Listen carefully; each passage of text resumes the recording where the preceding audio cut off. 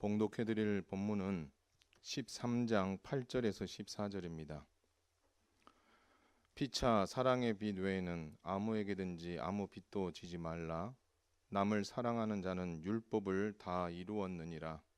간음하지 말라, 살인하지 말라, 도둑질하지 말라, 탐내지 말라 한 것과 그 외에 다른 계명이 있을지라도 내 이웃을 내 자신과 같이 사랑하라 하신 그 말씀 가운데 다 들었느니라. 사랑은 이웃에게 악을 행하지 아니하나니 그러므로 사랑은 율법의 완성이니라. 또한 너희가 이 시기를 알거니와 자다가 깰 때가 벌써 되었으니 이는 이제 우리의 구원이 처음 믿을 때보다 가까웠음이라. 밤이 깊고 낮이 가까웠으니 그러므로 우리가 어둠의 일을 벗고 빛의 갑옷을 입자. 낮에와 같이 단정히 행하고 방탕하거나 술 취하지 말며 음란하거나 호색하지 말며 다투거나 시기하지 말고 오직 주 예수 그리스도로 옷 입고 정욕을 위하여 육신의 일을 도모하지 말라. 아멘. 바울은 로마 교회 성도들에게 로마서 1장에서 11장을 통해 복음이 무엇인지를, 또 하나님의 구원 계획이 무엇인지를 아주 자세하게 기록해 주었습니다. 그 이유는 함께 복음을 위해서 손잡고 사역하기 위함이었습니다. 그리고 나서 여러분, 로마서 12장 1절 2절을 통해서 십자가와 복음을 믿은 그리스도인이 어떤 존재인가라는 것을 설명해 주었습니다. 바로 자기 자아를 죽이고 옛사람의 모습과 욕심을 십자가에 못 박고, 더 나아가서 자기 몸을 거룩하게 하나님께 산 제물로 드리는 영적 예배자가 성도다라고 정의 내렸습니다. 그리고 나서 그 영적 예배자는 어떻게 살아가야 되냐? 바로 하나님의 선하시고 기뻐하시고 온전하신 뜻이 무엇인지를 분별하며 살아가는 것이 성도의, 그리고 영적 예배자의 삶이다라고 교훈하였습니다. 그리고 오늘 3절부터 14절까지는 그렇다면 그 영적 예배자로 살아간다는 것이 구체적으로 우리의 삶에서 무엇을 의미하느냐, 그 얘기를 바울이 하고 싶었던 것입니다. 그래서 오늘 그것을 충분히 교훈하는데 크게 두 가지 정도로만 압축해서 정리를 해보겠습니다. 하나는 뭐냐면, 영적 예배자인 성도는 서로를 사랑하여 율법과 하나님의 뜻을 완성하며 살아야 된다라는 것입니다. 한번 따라서 하겠습니다. 율법과 하나님의 뜻을 완성하며 살라. 믿으시기 바랍니다. 그래서 여러분, 영적 예배자인 우리는 함께 지체된 성도들을 사랑하며 그 사랑을 통해서 율법을 완성하고 그리고 하나님의 뜻을 이루어가는 삶이 바로 영적 예배자의 삶이다라고 교훈한 것입니다. 그리고 그 대상들이 그러면 누구냐? 누구를 사랑하고 누구와 함께 하나님의 뜻을 분별하며 살아가느냐라고 했을 때에 바로 그 대상을 오늘 본문은 뭐라고 했냐면 예수님과 한 몸을 이룬 지체인 성도들과 함께 사랑하라라고 말씀하고 있다라는 것입니다. 그래서 여러분, 오늘 옆에 앉아있는 성도들 한 분 한 분들이 바로 오늘 그리스도 예수 안에서 한 형제가 되고 한 몸이 된 지체이기에 바울이 오늘 로마 교회 성도를 향하여서 서로 사랑하라고 했던 이 사랑의 메시지가 바로 저와 여러분의 메시지임을 믿으시기를 바랍니다. 중요한 것은 바울은 이 모든 지체들이 각자가 이렇게 특별한 어떤 기능들을 가지고 있다라고 말했습니다. 서로 같은 기능을 가지고 있는 게 아닙니다. 서로 다 다른 기능을 가지고 있다라는 것입니다. 이것을 하나님께서 선물로 주셨다라고 말씀합니다.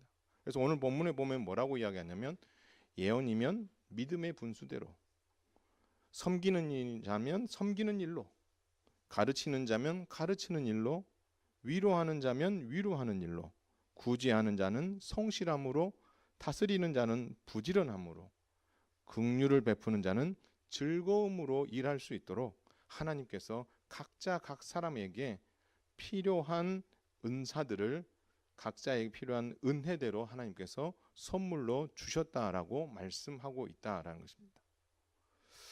그래서 여러분, 이 하나님께 주신 선물을 가지고 이제 교회 안에서 뭐 하면서 살아가야 돼요? 사랑하면서 그것을 어떻게요? 삶으로 표현해 가면서 살아가라고 바울은 우리 주님께서 주셨다라고 말씀하고 있는 것입니다.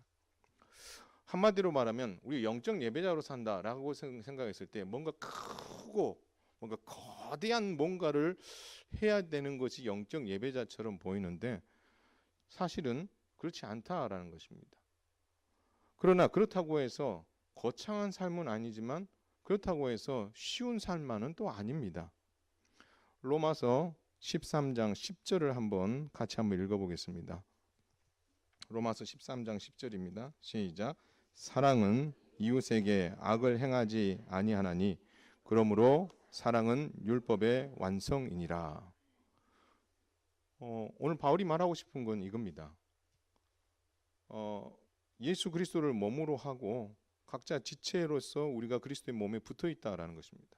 그리고 그 지체들은 하나님께서 주신 각자에게 주신 다양한 은사를 가지고 그 몸에 붙어 있다라는 것입니다. 그리고 이 몸에 붙어 있는 지체들은 그들이 받은 은사들을 가지고 서로 사랑하여서 율법을 완성하는 삶을 살아가야 된다라고 교훈하고 있다는 것입니다. 그래서 여러분, 로마서 13장 9절은 내 이웃을 내 자신과 같이 사랑하는 말씀을 따라 예수님의 십자가 안에서 타인을 사랑함으로 율법을 이루어가는 삶을 어디서 살으라고요? 교회 공동체 안에서 살아가야 된다라고 말씀하고 있다라는 것입니다. 그렇다면 우리는 그들을 함께 믿음 생활하는 성도들을 어느 정도로 사랑해야 되는가? 사랑하는 것은 선택의 문제가 아니고요. 사랑해야 되는 것은 필수적인 겁니다. 여러분 13장 8절에 보면 이런 말씀이 있어요. 피차 사랑의 빛 외에는 아무에게든지 아무 빚도 지지 말라라고 말씀합니다. 사랑의 빚을 지라라고 말씀하고 있는 거예요. 사랑의 빚을 지라. 여러분 빚을 진다고 했을 때에 그 빚은 갚아도 되고 안 갚아도 되고의 문제가 아니라 그 빚은 반드시 갚아야 되는 것처럼 사랑의 빚을 지라 이 말은 뭐냐면 정말 빚이 남겨둬서는 안 되는 거 반드시 갚아야 되는 것처럼 사랑으로서 우리가 서로 섬기는 것이 맞다라고 말씀하고 있다라는 것입니다. 예수님의 십자가의 사랑의 빚은 십자가 위에서 그것을 완성한 것을 끝나는 것이 아니라 그 십자가의 빚은 우리에게 넘겨졌고 우리는 그 십자가의 빚을 받은 자로서 그 빚을 어떻게요? 갚기 위해서 서로 사랑하며 살아가는 것이 합당하다라고 바울은 교훈하고 있는 것입니다. 예수님께 사랑의 빚을 졌으니까 매일매일 성도를 서로 사랑함으로 그 빚을 갚으라라고 말씀하고 있다라는 것입니다. 그렇기 때문에 여러분 믿음 생활은 절대 혼자 하는 것이 아닙니다. 믿음 생활은 함께 하는 것입니다. 함께 그리스도의 몸된 지체로서 그분께 붙어있는 그리고 각자에게 주신 그 은사를 가지고 함께 어떻게요? 사랑하면서 섬겨가는 것 그것이 믿음 생활이지 홀로 신앙생활하는 것은 믿음 생활이 아니다라고 말씀하고 있는 겁니다. 그렇기 때문에 우리가 믿음 생활을 하면서 스스로 외톨이가 되지 말아야 할 것 같습니다. 스스로 숨지 말았으면 좋겠어요. 함께 식사도 하고 함께 기도의 제목도 나누고 함께 예배를 드리고 그 예배를 드리면서 주신 은혜를 나누고 그래서 우리가 오후 예배도 말씀을 듣고 함께 말씀을 서로 나누지 않습니까? 왜 나눕니까? 다른 게 아니에요. 우리가 믿는 바 들은 말씀을 쫓아서 하나님께 주신 감동을 함께 나누면서 저 사람은 저 부분을 저렇게 경험했네.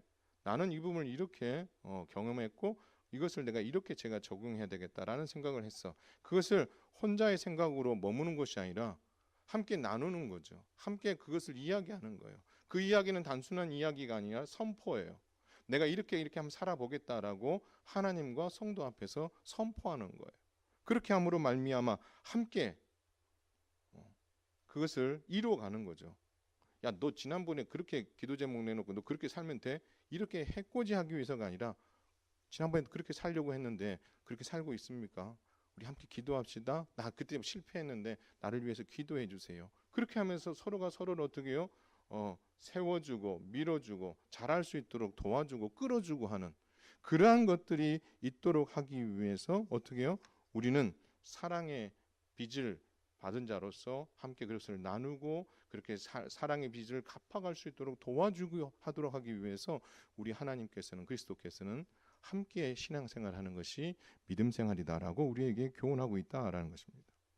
사실 그러나 여러분 왜 외톨이가 되고 왜 스스로 숨으려고 합니까? 그것은 바로 상처받기 때문에 그렇습니다. 목사님, 상처받을까 두려워서 제가 이 모임에 참석 안 합니다. 상처받는 것이 힘들어요.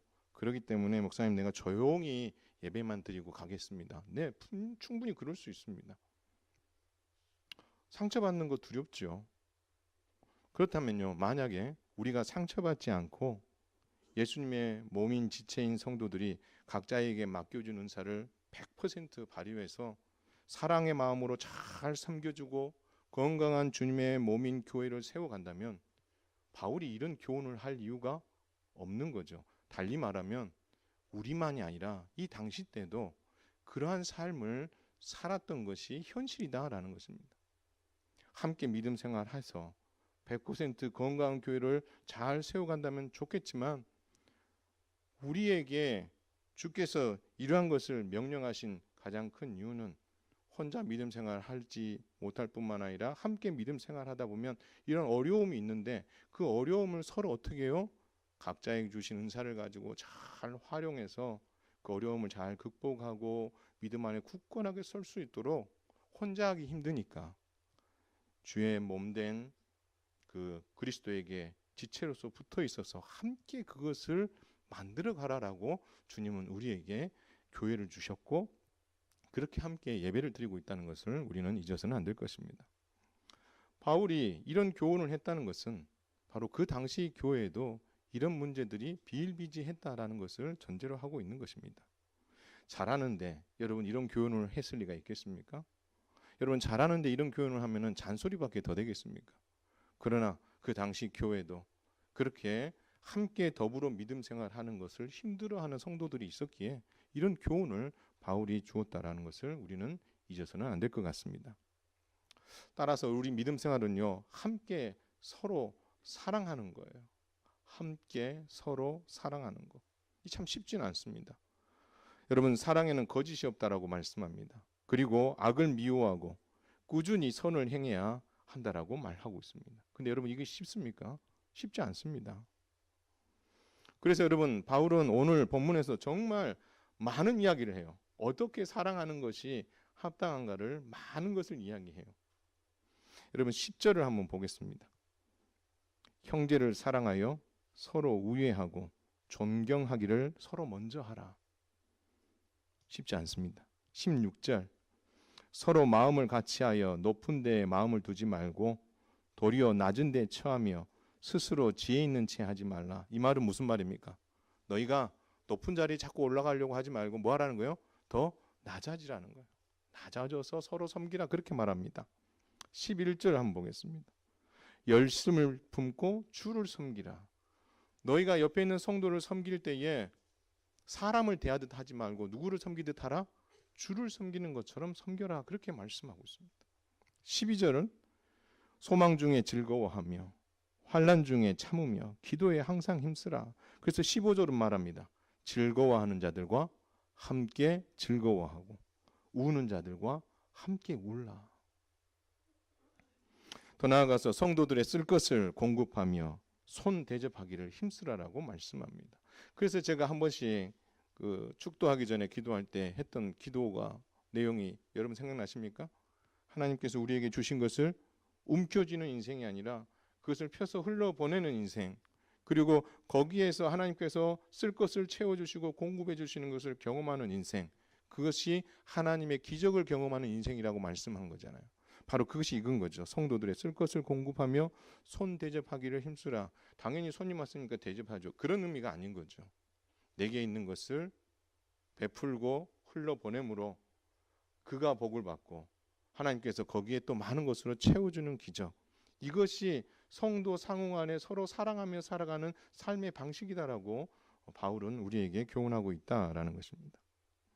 참 우리가 방금 읽었던 그 10절에서 16절까지 7개의 절 안에도 보면 내가 그래도 좀 잘 하고 있는 부분도 있지만 그렇지 못한 부분들도 상당히 많을 거예요. 그러나 바울은 이것을 우리에게 요구하고 있고 주님은 우리에게 이것을 요구하고 있는 것은 바로 거짓 없이 사랑하며 섬긴다는 게 쉽지는 않지만 그래도 바울이 요구한 이런 가르침들, 주님의 가르침에 근거한 이 가르침들을 충분히 숙지하고 우리가 함께 더불어 믿음 생활하면서 우리가 성숙하고 믿음 있는 자로 서 가기를 우리 주님은 바라셨기 때문에 바울을 통해서 이런 교훈을 우리에게 주셨다라는 겁니다. 결국 여러분 들여다보십시오. 믿음 생활은 혼자 하는 겁니까? 아니잖아요. 다 함께 하는 거예요. 다 함께 하는데 어떤 마음으로 하는 거예요? 서로 사랑하는 마음으로 그 일을 하는 것이다라는 것입니다.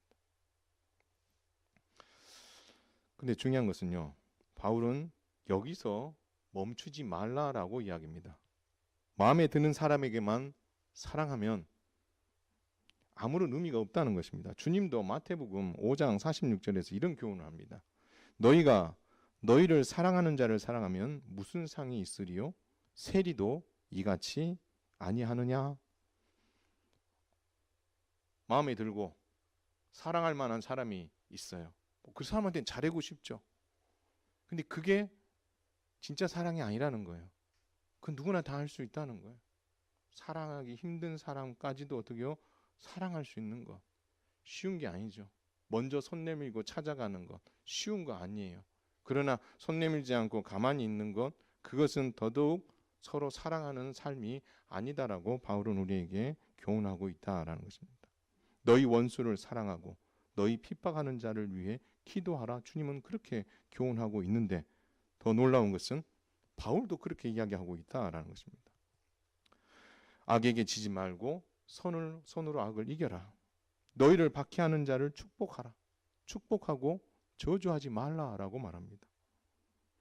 더 중요한 것은 아무에게도 악으로 악을 갚지 말고 모든 사람 앞에서 선한 일을 도모하라. 할 수 있거든 너희로서는 모든 사람과 더불어 화목하라. 여러분 모든 사람과 더불어 화목할 수 있겠어요? 저는 좀 일중심적인 사람이고 공감 능력이 좀 떨어집니다. 그런데 어떤 사람은 공감 능력이 되게 좋아요. 그 공감 능력이 좋은 사람의 특징이 뭔지 아십니까? 모든 사람들하고 화목하고 싶어 하는 거예요. 그래서 뭔가 불편한 게 있으면 어떻게 해서든지 그걸 풀어야 돼요. 근데 저 같은 스타일은 안 풀어도 돼요. 그냥 있어도 돼요. 그런 스타일이에요. 완전히 다르죠. 근데 저 자신도 그런 게 문제고요. 또 지나치게 너무 막 풀려고 하는 것도 문제고요. 하나님 안에서 정말 사랑하기 힘든 자들과 얽혀 있는 것들을 풀려고 애는 수고도 해야 되지만 그것을 내버려두고 가만히 있는 인생이 아니라 그것을 하나님 앞에 기도하면서 그것을 함께 어떻게 해요? 화목하기 위해서 풀어가고 사랑하기 힘든 자들을 위해서 축복하고 기도하면서 하나님 이 관계들이 회복되기를 원합니다. 하나님 이 얽혀져 있는 것을 풀어주시기를 원합니다. 하나님 이게 제가 참 잘 안 되는데요. 하나님 이것을 풀 수 있도록 하나님 제가 먼저 손을 내밀기를 원합니다. 여러분 그런 수고가 혼자 믿음 생활하면 여러분 이를 그렇게 할 이유가 전혀 없는 거예요.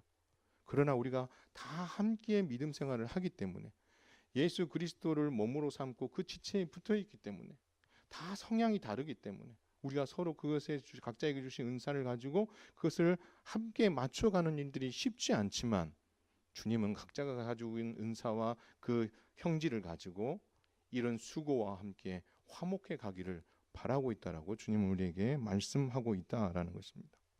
사랑하는 성도 여러분, 그러면서 바울은 이런 말합니다. 너희가 친히 원수를 갚지 말고 하나님의 진노하심에 맡기라. 여러분 원수 갚는 게 누구에게 있다고 말씀하십니까? 하나님께 있습니다. 우리는 그 원수 갚는 것을 우리가 행하려고 합니다. 그런데 주님은 말씀합니다. 오히려 내 원수가 줄이거든 먹이고 목마르거든 마시게 하라. 그리함으로 내가 그 숯불을 그 머리에 쌓아 놓으라. 이렇게 말씀합니다.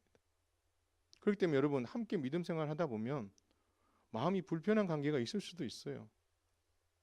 말을 실수해서 그런 일이 있을 수도 있고, 내가 하겠다고 했는데 하지 않은 것으로 인해서 그 문제가 생길 수도 있는 거고, 내가 더 잘하려고 했는데 오해가 생겨서 그런 일들이 생길 수가 있는 거고, 그렇게 해서 그 마음이 불편한 사람, 원수, 뭐 누구 부모를 죽인 원수는 아니더라도 서로 같이 앉아서 식사하기 힘들고 대화하기 힘든 그런 불편한 관계들이 있을 수 있다라는 것입니다. 만약 여러분 그것이 없다면 교회가 아니죠. 그러나 중요한 것은 그것을 어떻게 해요? 풀어가는 일들에 먼저 손을 내밀고 화목하고 하나됨을 위해서, 그리고 원수 맺는 것을 푸는 일들을 내가 어떻게 막 풀어가려고 하는 수고도 해야 되겠지만 하나님께 맡기며 하나님 이 관계를 풀어주셔야 나와 그 성도와의 관계가 더 온전해질 수 있습니다. 하나님 이 관계를 풀어주셔야 우리 교회가 그리스도에게 지체로서 어떻게 해요? 연결되어 있는 한 사람 한 사람의 그 지체로서 서로가 건강한 모습으로 잘 자라갈 수 있습니다. 하나님, 내가 먼저 손 내밀게 하시고 내가 먼저 화목하기 위해서 하나님께 기도하면서 그 문제를 풀어갈 수 있도록 하나님 도와주옵소서. 여러분 그렇게 하나님 앞에 기도하면서 신앙생활하는 것, 이것이 믿음 생활하는 우리의 삶의 모습이다라고 말씀하고 있다라는 것입니다. 그래서 여러분 함께 믿음 생활하는 우리는요, 하나님께서 우리에게 묶어주셨거든요. 그렇기 때문에 여러분 이렇게 함께 살아가서 서로 사랑하고 하는 것들이 쉽지는 않지만 우리가 한 몸 안에 지체로서 사랑하라고 한 그 명령을 쫓아 우리가 사랑하며 살아가는 것이 합당하다라고 바울은 우리에게 교훈하고 있다라는 것입니다. 사랑하는 성도 여러분, 제가 질문 하나 하겠습니다. 여러분 몸 안에 필요 없는 부분이 있습니까? 나 이거 필요 없는데 좀 떼냈으면 좋겠다는 거 있습니까?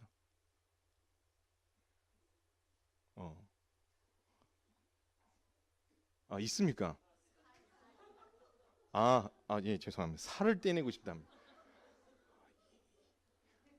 맞습니다. 예, 살은 모든 사람들의 공공의 적입니다. 제가 상상하지 못했던 답이 나왔습니다. 자, 근데요, 우리 몸에는 하나가 있는 것도 있지만 두 개가 있는 것도 있어요. 그렇죠? 뭐가 있습니까? 폐가 두 개가 있고요. 신장이 두 개가 있어요. 다리가 두 개가 있고요.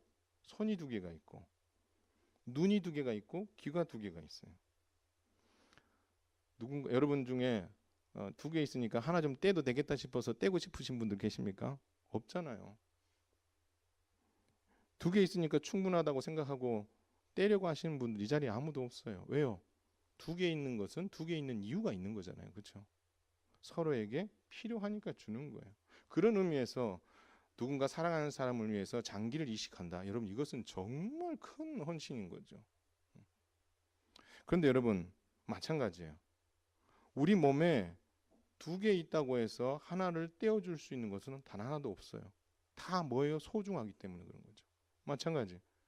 그리스도의 몸 안에서 한 지체로서 여러분 우리가 붙어 있어요. 때론 비슷한 성향도 가지고 있는 사람, 비슷한 삶의 스타일을 가지고 있는 사람, 대화가 통하는 사람, 안 통하는 사람, 여러 사람들이 있지만 그것들이 다 어떻게 해요? 나 저 사람만 없으면 신앙생활 잘할 수 있겠어 라고 생각해 보신 분들 계시죠? 마음속으로 손 한번 들어보세요. 분명히 있습니다.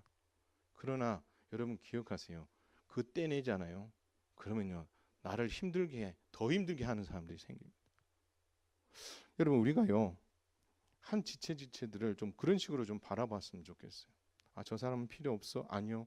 저 사람도 나에게 있어서, 아니 저 사람은 누군가에 있어서 큰 유익을 주는 좋은 지체야. 연약해 보이고 부족해 보이지만 그 저 지체가 있으므로 우리 교회 공동체가 건강해지고 있어. 여러분 그렇게 그 성도들을 바라봤으면 좋겠어요. 저 사람 내하고 스타일 안 맞아.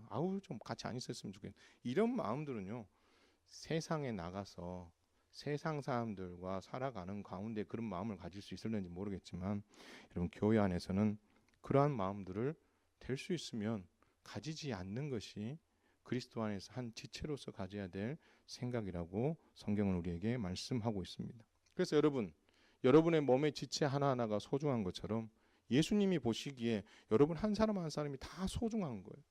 현흥교회라는 그 큰 어떤 지체의 그 몸에 여러분을 붙여주셨거든요. 그리고 그리스도는 그 머리로서 교회를 다스리고 계시기에 여러분 한 사람 한 사람이 정말 소중한 거예요. 그렇기 때문에 형제를 사랑하라고 했고 서로 우애하라고 그랬고 그렇기 때문에 먼저 존중하라고 그랬어요. 이거 참 중요해요. 먼저 존중하라. 여러분 서로 마음을 같이하여 낮은 마음, 겸손한 마음으로 섬기라고 이야기합니다. 여러분 누군가 이야기를 하는데 나는 저 사람하고 이야기를 하고 있으면 가르침을 받고 있는 것 같아. 여러분 그런 이야기를 마음이 드는 사람하고 저 사람하고 있으면 내가 존중받고 있는 것 같아. 저 사람은 나를 인정해 주는 것 같아. 그러면 여러분 누구 편에 서시겠어요? 당연하죠. 후자죠. 나보다 남을 더 낮게 여기고 좀 높여주고 존중해주는 그 마음이 대화하는 가운데에 함께 신앙생활하고 함께 교회에서 일을 하면서 그게 느껴진다면 같이 하고 싶은 마음이 안 생기겠어요? 근데요, 누군가는 함부로 이야기하는 사람들도 있어요. 함부로 이야기하고 이거 해라 저거 해라 시키는 이들도 있어요. 물론 우리 교회는 없습니다. 그러나 그런 사람들도 있을 수 있다라는 거죠. 그러면서 누군가에게 마음에 아픔을 줄 수도 있어요. 혹시 제가 또 그렇게 했을 수도 있습니다. 이거 좀 해주세요. 이거 하시면 안 돼요. 뭐 이런 말로 해가지고 여러분 상처받으시고 힘들어하신 분이 혹 계실 수도 있는데 죄송하게 생각하고요. 만약에 제가 더 존중받는 마음을 느껴지도록 말을 못한 제가 잘못일 수 있는 거죠. 그런데 저도 그것은 더 조심해야 되고요. 우리가 그렇다면 함께 믿음 생활하면서 왜 서로를 존중해주고 세워주지 못할까요? 시기에서? 질투해서? 아니에요. 내가 존중받지 못했기 때문에 그렇게 하는 거예요. 내가 가정에서 사랑하는 내 남편에게, 내 아내에게, 우리 가족에게 내가 존중받지 못하니까 여러분 우리가 함께 믿음 생활하는 성도들 사이에서도 그런 말들을 쉽게 할 수 있다라는 거예요. 내가 소중하면 다른 사람도 소중한 거예요. 그래서 여러분들이 그런 부분들을 놓고 하나님 앞에 기도해. 하나님, 저는 하나님 안에서 소중한 사람이에요. 내가 하나님께 사랑받고 있고 내가 우리 가족에게 존경받고 싶고 우리 가정에게 어떻게 인정받고 싶은 사람이 되고 싶어요. 그래서 하나님, 내가 함께 믿음 생활하는 성도들을 존중해주고 그들을 세워주는 것이 너무나 행복한 믿음 생활 저 하고 싶어요. 그런 것들을 가지고 하나님 앞에 기도하면서 나아가는 그런 헌신들이 좀 필요하지 않겠나 생각하는 거죠. 그래서 함께 믿음 생활은 저와 여러분들이 정말 할 수만 있다면 더 낮아지시고 더 겸손해져서 나보다 남을 다 낮게 여기며 함께 지체로서 묶어준 한 사람 한 사람을 정말 소중히 여기면서 사랑함으로 말미암아 우리 현흥교회가 우리 예수님께서 바라보셨을 때 그래 참 내가 너희들을 잘 묶어준 것 같아. 한 사람 한 사람이 부족한 건 참 많지만 그럼에도 불구하고 내가 너희들에게 준 은사를 가지고 어떻게 해서든지 세워보려고 많이 애를 쓰고 있는 모습이 너무 귀해. 여러분 이 평가를 듣는 것이 우리 교회가 1000명 모이는 것으로 기뻐하는 것보다 우리 주님 더 기뻐하실 줄 믿으시길 바랍니다.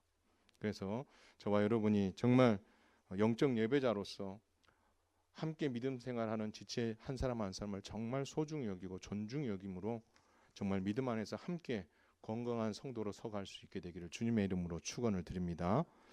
두 번째 영적 예배자로 산다는 것은요. 함께 한번 따라서 하겠습니다. 하나님의 뜻을 따라 영적인 일을 도모하는 것입니다. 믿으시기 바랍니다. 여러분 로마 교회 성도들이 지금 영적 위기에 처해 있는 것 같아요. 그래서 바울은 이렇게 표현합니다. 자다가 깰 때가 벌써 되었다. 이 말은 야 너 그만 좀 자. 여러분 아침마다 아이들 깨울 때 얼마나 힘듭니까? 그렇죠? 6시에 깨우려면 한 30분 전부터 깨워야 됩니다. 그럼 안 그러면 안 일어나요. 힘들죠. 공부하고 다 힘들어요. 그렇기 때문에 쉽지 않은데 바울은 오늘 말합니다. 야 그만 자. 좀 너 지금 깰 때야. 이런 이야기를 하는 거죠. 그러면서 이런 말합니다. 밤이 많이 깊다는 말은요, 여러분 곧 낮이 가깝다라는 말입니다. 바울은 깨어있으라고 도전합니다. 무엇을 주의한다고 이야기합니까? 여러분 13절을 한번 보겠습니다. 13절에 보니까 바울은 깨어있는데 어떻게 깨어있으라고 하냐면 낮에와 같이 단정히 행하고 방탕하거나 술 취하지 말며 음란하거나 호색하지 말며 다투거나 시기하지 말라라고 이야기하고 있습니다. 여러분 왜 이런 이야기를 했을까요? 왜 이런 이야기를 너가 자다가 깰 때다라는 이야기와 함께 매칭을 시켰냐라는 거죠. 여러분 로마라는 도시는 로마 제국의 수도입니다. 그럼 모든 좋은 것들이 로마에 다 집중되어 있습니다. 그러나 좋은 것도 집중되어 있지만 좋지 않은 것도 거기에 다 집중되어 있어요.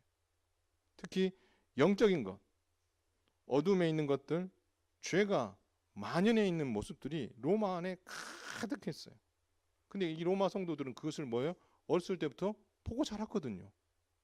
그렇기 때문에 그것을 지극히 당연하게 여길 수도 있는 하나님의 가르침과 또 그리스도께서 가르치신 그 가르침에서 벗어나서 지극히 어렸을 때부터 봐왔던 그 모든 것들이 당연하다고 여겼던 부분들이 있을 텐데 그것 중에 바로 이런 부분들이 있다라는 거고 바울은 이런 부분들에 대해서 뭐 하라는 겁니까? 버리라라고 잘라내라라고 말하고 있다라는 거죠. 그러면서 바울은 어떻게 하는 것이 깨어있는 것인가 우리에게 교훈합니다. 바로 어두움의 일을 벗어버리고 빛의 갑옷을 입는 것이다 라고 말합니다. 이것을 14절에서는 이렇게 이야기합니다. 그리스도로 옷 입으라 라고 말하고 있습니다. 여러분 예수 그리스도로 옷을 입으라 이 말은 무엇을 의미합니까? 너희가 영적으로 무장하라 라는 것입니다. 여러분 그리스도로 옷 입으라 이 말은 명령형으로 되어 있어요. 해도 되고 안 해도 되고가 아니라 반드시 지켜야 될 일들입니다. 그리고 이것은 형태가 중간태라는 형태로 되어 있어요. 이것은 뭐냐면 누군가가 하겠지가 아니고 너희들 스스로 그렇게 하라라고 말하고 있습니다. 영적 그리스도로 옷 입는 일은 저 직분자인 우리 장로님, 장로님사님, 권사님들이나 이런 분들만 그리스도로 옷 입으면 돼가 아니고 오늘 이 표현은 그리스도인 한 사람 한 사람 스스로가 그리스도로 옷 입고 무장하라라고 말하고 있다라는 것입니다. 여러분 옷을 입는다라는 것은 우리의 행동에 대한 책임을 부여하는 것과 같습니다. 군인이 군복을 입을 때에 책임감이 느껴지는 것처럼 그리고 목사가 이 강대상에 서 있을 때에 책임감이 느껴지는 것처럼 여러분들이 직분이라는 것에 옷을 어떻게 입었을 때에 그 직분을 감당할 때의 그 책임감이 있는 것처럼 그리스도로 옷 입는다 이 말은 뭐냐면 한마디로 말하면 그리스도인답게 살아라라는 겁니다. 더 나아가서 육적인 일들도 중요하지만 영적인 무장 상태를 계속해서 유지하고 살아가라 그렇게 말씀하고 있다라는 것입니다. 그래서 그것과 유사하게 바울은 이런 도전을 합니다. 육신의 일을 도모하지 말라. 육신의 일을 도모하지 말라. 여러분 도모한다 이 말은 무엇입니까? 근심한다는 거예요. 그것을 미리 어떻게 알고 너무 깊이 생각한다는 거죠. 그래서 도모하지 말라 이 말은 무슨 말이냐면 지나치게 골몰하고 지나치게 거기에 관심을 가지고 지나치게 그것으로 인해서 근심하지 말라라는 것입니다. 달리 말해서 육신의 일에 너희가 너무 매여 있지 말라라고 말하고 있다라는 것입니다. 육신의 일에. 그렇기 때문에 여러분 그렇게만 보면 육신의 일에 우리가 너무 매이지 말라 이렇게만 생각해 보면 뭐 상당히 소극적으로 우리가 다가올 수 있겠지만 이것을 한번 뒤집어 생각해 보면 육신의 일을 도모하지 말라라는 것을 뒤집으면 어떻게 될까요? 영적인 일을 도모하라가 되는 거예요. 그러니까 우리가 육신의 일을 하지 말라는 건 아니에요. 육신의 일도 우리가 필요한 건 해야 되는 거죠. 그러나 우리 그리스도인 영적 예배자는 바로 이 영적인 일을 도모하는 일에 더 에너지를 집중해야 된다라고 뒤집어 생각해 볼 수 있다라는 것입니다. 하나님의 선하시고 기뻐하시고 온전하신 뜻이 무엇인지를 분별하라. 이걸 달리 말하면 그 하나님의 선하신 뜻이 무엇인지를 도모하라. 생각하고 근심하고 거기에 관심을 가지고 그것이 무엇인지를 헤아려 보려고 애를 써라라는 말과 같다라는 것입니다. 그렇다고 해서 여러분 육신의 일을 아예 생각하지 말라는 건 아니에요. 그러나 우리가 육신의 일들도 해야 되겠지만 이 영적인 일을 늘 염두에 두고 대비하고 준비하는 것이 필요하다라고 말하고 있다라는 것입니다.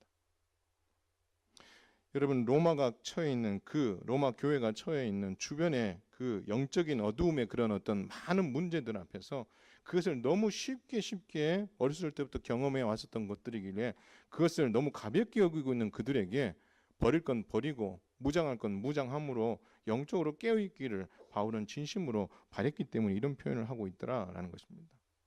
그래서 여러분, 저와 여러분이 영적 예배자다, 성도다 이 말 안에는요, 저와 여러분이 육신의 일도 해야 되겠지만 우리가 영적인 일을 도모하고 영적인 일을 준비하고 대비하는 일을 열심을 감당을 해야 되는 것이 우리의 또한 존재하는 목적이라는 것을 우리는 기억해야 할 것입니다. 여러분, 군대 가면은요, 제가 공군을 전역했지만 공군 비행장에 가보면 아라트라는 곳입니다. 아라트. 자겸이가 아주 잘 알 거예요. 공군에 있으니까. 아라트는 뭐냐면요, 비상대기조입니다. 항상 거기에 어떻게 해요? 비행기가 하나 서 있고 몇 대가 서 있고요. 거기에 기름이 항상 들어가 있고요. 거기에 폭탄과 미사일이 항상 장착이 되어 있어요. 그래서 이 아라트에서는 뭘 하냐면 사이렌이 울리고 적기가 이게 우리 땅을 침공했다라는 그런 어떤 소식을 듣게 되면 제일 먼저 이 아라트에 있는 이 비상대기팀이 어떻게 해요? 출동하는 거예요. 그렇기 때문에 여기는 조종사들도 항상 조종복을 입고 정비사들도 그렇고 무장팀도 그렇고 항상 시작하면 5분 안에 비행기가 이렇게 하늘에 떠 있을 수 있도록 준비하는 팀이 이 아라트에서 근무하는 비상대기조입니다. 적의 도발을 미리 대비하고 준비하기 위해서 그런 일들을 하는 거예요. 마찬가지예요. 우리에게 영적인 일을 늘 생각하고 대비하고 준비하라는 것도 마찬가지입니다. 우리가 그리스도인으로 산다는 것은 예수님 믿고 천국 가는 것으로 끝나는 그런 인생이 아니라 우리가 영적인 일을 도모하고 영적인 일을 깊이 헤아리면서 그 영적인 무장들을 우리가 하는 일에 육신의 일들도 중요하지만 그 일들에 더 많은 에너지를 소비하고 대기하고 준비하는 것이 우리에게 필요하다라고 말씀하고 있다라는 것입니다. 그렇기 때문에 사랑하는 성도 여러분, 저와 여러분들이 하나님의 뜻을 따라 영적인 일을 늘 생각하고 도모하며 준비하는 영적인 예배자로 살기 위해서 헌신해야 될 필요가 있다는 것입니다. 우리의 감신사도 이제는 좀 달라졌으면 좋겠어요. 여러분, 육신의 일이 나쁜 건 아니라고 분명히 말씀드렸습니다. 우리 청년들도 마찬가지예요. 청년들에게 미래를 준비하라고 이야기합니다. 여러분, 많이 바쁘죠. 군대도 가야 되고 학업도 마쳐야 되고 또 학업 마치고 나서 취업도 해야 되고 그리고 결혼도 해야 되고. 자, 미래를 준비하라. 그중에 결혼에 대한 부분들도 보면 우리 요즘 젊은이들이 결혼의 시기가 자꾸 늦어지고 있어요. 그렇죠? 그러면서 청년들이 이런 말을 해요. 목사님, 결혼할 준비는 해놓고 결혼해야죠 라고 이야기합니다. 기특하죠. 참 잘하고 있는 것 같아요. 근데요, 결혼을 할 준비라고 했을 때 그 준비가 아마 결혼 자금인 것 같아요. 내가 완벽하게 내가 결혼할 준비를 금전적인 것을 준비하고 또 이런 모든 것들을 생각해 보면 부모님들 입장에서는 아주 기특한 거죠. 잘하고 있는 거죠. 근데요, 한번 좀 생각해 볼 필요가 있어요. 결혼이 돈으로만 되는 건 아니거든요. 반대로 우리가 준비할 건 준비하지만 한번 따라서 하겠습니다. 하나님께서 일하실 공간을 만들라. 내 인생이 그러니까 목사님, 제가요 결혼할 준비를 다 해놓고 그 다음에 결혼을 생각할게요라고 이야기하는 친구들, 그래야만 어떻게요? 생각이 깨어 있고 준비되어 있는 멋진 친구들이에요. 근데 그걸 뒤집어서 한번 생각해 보면요, 목사님, 제가 제 인생 준비할 거 다 되고 다 됐다 생각하면 제가 그때 결혼할 생각입니다. 인생의 주인이 자기인 거예요. 하나님께서 일하실 공간이 없는 거예요. 그 문제를 가지고 하나님 앞에 나오면서 하나님, 때를 따라 필요를 채우신 하나님께서 내게 합당한 배우자를 만나게 하시고 또 내가 준비한 게 다는 아니지만 하나님께서 준비한 만큼을 가지고 결혼하게 하신다면 그 이후에 하나님께서 채워주시는 그 기적들을 내가 경험하며 하나님 인생을 함께 더불어 동반자와 함께 걸어가기를 원합니다. 그렇게 뭘 남겨두는 거예요? 하나님께서 일하실 공간을 남겨둬야 되는데 너무나 어떤 게 철두철미하게 앞뒤가 딱 맞아 떨어지지 않으면 안 된다고 생각하는 친구들은 이런 생각에 매여 있는 경우가 있다라는 것입니다. 이 육적인 일이 나쁜 건 아니잖아요. 잘하고 있는 거잖아요.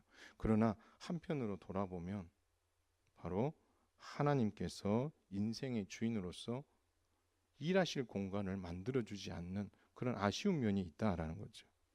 그렇기 때문에 우리는 육적인 일들도 정말 열심히 해야 되지만 바로 이 영적인 일을 준비하고 하나님의 기적을 경험하기 위해서 준비하는 그런 준비들도 우리에게 필요하다라는 것입니다. 우리 연세대 드신 분들도 그렇고 50대, 60대를 지나고 있는 분들도 마찬가지. 노년의 생활을 필요한 것들을 많이 준비합니다. 여러분 무엇을 준비하셨습니까? 집을 준비하셨습니까? 매일매일 노년의 삶을 살아가는데 어려움 없는 재정이 준비되어 있으십니까? 필요한 그 모든 것들을 감당할 수 있을 만큼의 것들을 여러분 다 준비하셨습니까? 여러분 그거 준비하기 위해서 일을 많이 쓰잖아요. 보험도 들고 주식도 하고 이것도 하고 저것도 하고 많은 걸 하시잖아요. 그렇죠? 근데 여러분 특히 부부가 이 일들을 하면서 다 준비하기 위해 마음을 쓰는 것도 너무 중요하지만 우리가 영적인 일에도 한번 좀 에너지를 좀 써봤으면 좋겠다라는 것입니다. 여러분의 인생을 하나님께서 책임져 주실 것이라는 믿음, 그 믿음 안에서 우리가 이런 것들을 준비하고 또 하나님의 지혜를 구하는 것보다 구하기보다는 내가 이걸 다 준비해야 된다라는 생각을 가지고 있는 이들도 의외로 많다라는 것입니다. 내 가정, 내 인생, 내가 책임진다. 좋은 생각은 맞습니다. 그러나 이런 것들 좀 조심스럽게 내려놓을 필요가 있다라는 거예요. 여러분의 인생을 책임져 주신 분은 여러분이 아니라 하나님이십니다. 하나님께서 여러분을 인도하시고 보호하시고 필요를 채워주시는 그 기적을 경험할 수 있는 공간을 여러분이 다 틀어막고 있는 거예요. 그래서 여러분 대충대충 준비하라는 건 아니에요. 그러나 그 준비가 모든 것보다 앞서는 거예요. 영적으로 여러분들이 하나님 내가 노년에 정말 살만한 집에서 살만한 어떤 떵떵거리는 정도는 아니지만 어디다 내놔도 부끄럽지 않은 그런 인생 살 만큼 내가 준비를 잘했습니다. 그걸 자랑할 게 아니라 하나님 내가 노년에 영적인 일들을 하면서 어떻게 하나님의 교회를 제가 섬길 수 있을까요? 내가 노년에 무엇을 더 하나님 앞에서 준비하여서 하나님의 교회를 섬길 수 있을까요? 하나님 제게 지금 필요한 것이 무엇입니까? 라는 그 질문들이 여러분 좀 필요하고요. 그런 준비들이 여러분 필요하다라는 것입니다. 그래서 여러분 스스로가 육적인 것에 많은 시간을 투자하는 만큼 영적인 일에 어느 정도 시간과 물질을 투자하고 있는지 한번 돌아볼 필요가 있다라는 것입니다. 영적으로 어두운 세상이다. 말세다 이야기하면서 여러분 스스로는 젊은 세대든 노년의 세대든 영적인 싸움을 싸울 만큼의 준비가 충분히 되어 있는지 그것을 여러분의 인생에 있어서 중요한 목표로 삼고 그것을 염두에 두고 기도하고 준비하고 하는 그 일들에 얼마나 여러분들이 에너지를 쓰고 있는지를 한번 돌아볼 필요가 있다라는 것입니다. 나는 이 영적인 싸움을 싸우기 위해서 어떤 자세로 이 예배 자리에 나오고 있는가? 나는 이 영적 싸움을 싸우기 위해서 성경을 읽고 어떻게 기도하고 있고 어떻게 사역에 헌신하고 있는가? 이런 것들을 하나씩 여러분들이 좀 짚어보면서 여러분의 물질적인 것, 육적인 것을 준비하는 것 이상으로 영적인 것에 준비해 여러분 힘을 다하는 것, 이것이 영적 예배자인 저와 여러분이 해야 될 일이라는 것을 우리는 염두에 두어야 할 것입니다. 말씀을 맺습니다. 영적 예배자는 성도를 사랑하여 율법과 하나님의 뜻을 완성하는 일에 힘써야 되는 줄 믿으시길 바랍니다. 또한 하나님의 뜻을 따라 육적인 일들도 중요하지만 영적인 일을 도모하고 그 일을 통해서 하고자 하는 그런 열심과 열정에 여러분의 마음을 쏟음으로 말미암아 우리 현흥교회가 여러분 한 사람 한 사람을 통해서 더 건강하고 온전한 교회로 서갈 수 있게 되기를 주님의 이름으로 축원을 드립니다.